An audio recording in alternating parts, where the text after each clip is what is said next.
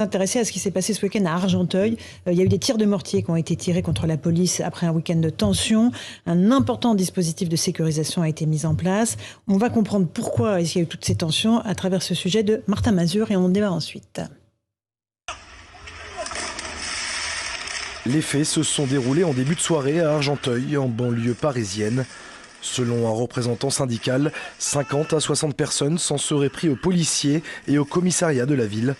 À l'origine de cette attaque, l'interpellation et la blessure au visage d'un individu samedi soir. Un groupe de jeunes s'en était déjà pris aux forces de l'ordre avec des tirs de mortier. Ce qu'il s'est passé hier soir ressemble à un acte de représailles, selon Franck Lebas, secrétaire départemental de l'unité SGP Police. Donc maintenant on se venge, là c'est la nouveauté. Écoutez, j'en prends bonne note. Voilà, ça vole pas bien haut malheureusement. Et si on va à chaque interpellation, on va être victime nous de vengeance. Ça me paraît un petit peu surprenant. Donc c'est le prétexte un petit peu facile, j'ai envie de dire, pour s'en prendre aux forces de l'ordre. Selon Mathieu Vallet, porte-parole du syndicat indépendant des commissaires de police, les violences de la part des délinquants sont liées aux opérations policières dans la lutte contre le trafic de drogue. On a souvent des jeunes voyous qui sont mécontents des interpellations qui ont été réalisées quelques heures, voire une journée ou deux auparavant. Par vengeance, il y a des véhicules brûlés, il y a des tirs de mortier, il y a des prises à partie de policiers, voire des menaces. Le retour au calme a eu lieu rapidement dans la soirée, après le déploiement d'un dispositif important de sécurité. Thibault de Montbrial, là on est dans quelque chose en deux temps. Il y a une interpellation avec un jeune blessé et il y a une réponse des voyous qui vont attaquer les policiers le lendemain. Sur les réseaux sociaux, on a vu des vidéos totalement surréalistes de jeunes qui vont au contact des policiers et qui les préviennent très tranquillement de ce que le soir ou dans les 2 soirs suivants, ils attaqueront le commissariat, ce qu'ils n'ont pas manqué de faire. Moi, je suis totalement sidéré parce que c'est pas la première fois. On a aujourd'hui en France un certain nombre d'endroits où les voyous considèrent que la police, lorsqu'elle fait son travail, est en réalité une sorte de bande rivale qui viendrait empiéter sur un territoire qui leur serait réservé et réagit comme tel, avec représailles, avec attaque des commissariats, etc. Mais vous savez, ça va mal se terminer parce que le mortier d'artifice, il est de bon ton de dire, beaucoup de gens disent ça fait du bruit, mais c'est spectaculaire, mais c'est pas très dangereux.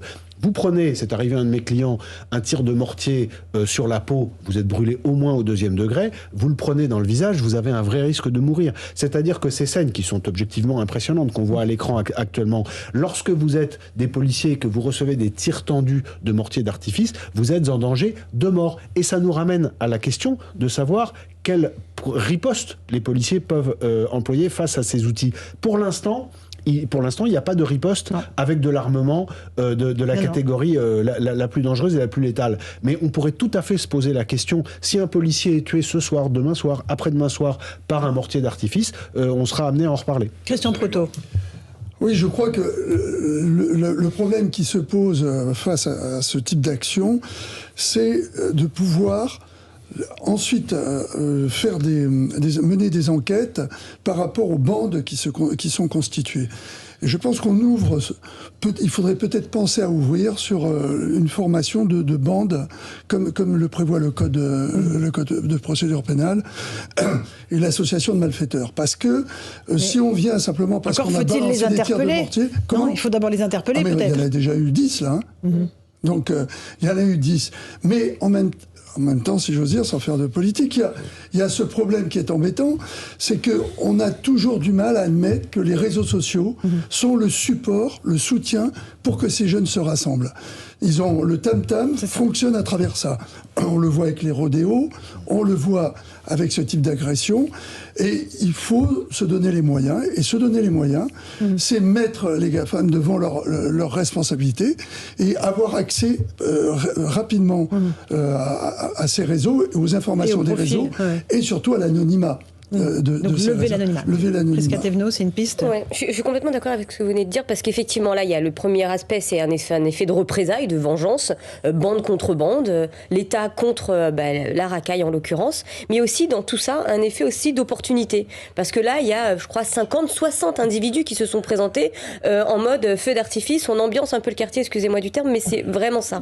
Et avec toujours le principe, on a des images, on diffuse les images sur les réseaux sociaux pour se vanter, et ça me rappelle aussi, je ne sais pas si on va en parler plus tard, mais du phénomène des Dalton qu'on voit à Lyon. On va en parler dans un instant. Et on revient toujours sur le même phénomène, c'est-à-dire qu'il y a ce côté, je vais me gargariser, je vais me vanter d'avoir réussi à faire ça, et puis après, il peut y avoir un phénomène entre bandes de quartier. Moi, j'ai fait ça, que vas-tu faire ? Et donc, il faut absolument, je suis d'accord avec vous, il faut absolument mettre en responsabilité les réseaux sociaux dessus, parce que ce n'est plus possible. Jean-Claude Dacier, votre... On est clairement dans une épreuve de force, suite en effet à la déclaration entre guillemets de guerre aux trafiquants de drogue qu'a lancé Darmanin et le président de la République. Mais il y a au-delà, ça va au-delà de cet simple affrontement contre les trafiquants de drogue. Je pense que là, on est dans une épreuve de force, dans un bras de fer que, tous les jours, sous des formes diverses, ces jeunes gens font un bras d'honneur au pouvoir public et à la légitimité, à la représentativité de l'État. Et dans ce schéma-là, comme disait Thibault, qui s'est beaucoup dégradé depuis 4 ou 5 ans, on voit aujourd'hui des situations, on en parle là, qu'on ne voyait pas il y a 4 ou 5 ans. J'estime, sous votre contrôle, que les policiers sont insuffisamment armés politiquement et juridiquement. On leur fait trop souvent le procès d'être quasiment des gens qui sont prêts à défourailler, à tirer sur tout et n'importe quoi. Or, je pense que c'est eux qui sont en danger. Il faudrait inverser le rapport de force et faire en sorte que ce soit les trafiquants et autres délinquants qui soient en situation d'avoir un peu la trouille. Oui, mais vous avez tout à fait raison. Quand moi j'ai écrit un livre qui s'appelle « Il faut oser l'autorité ». Rapporté à la situation là, il y a une double autorité qui ferait que les délinquants craindraient l'État. D'abord, l'autorité de la police dans la manœuvre sur le terrain, il y a une telle tétanie aujourd'hui d'avoir un blessé grave qu'il y a une retenue générale que les policiers sur le terrain, qui n'est pas de leur fait, qui est qu'il y a une pesanteur hiérarchique et politique par le préfet, etc.